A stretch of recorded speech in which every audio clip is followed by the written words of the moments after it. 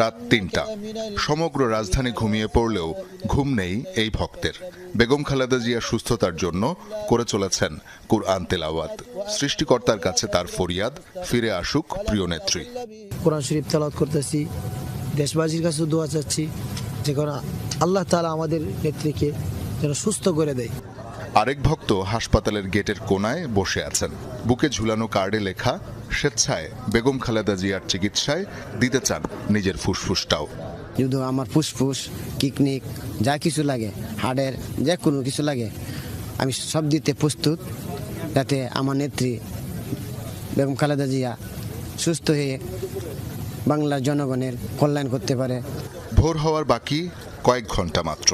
তখনও প্রিয় নেত্রীর স্বাস্থ্যের খোঁজ নিতে উদ্বেগ, উৎকণ্ঠা নিয়ে হাসপাতালের বাইরে কত কত নির্ঘুম চোখ, বলির মুখের অপেক্ষা। বিএনপি মহাসচিবের নিষেধাজ্ঞাতেও মানছে না মন।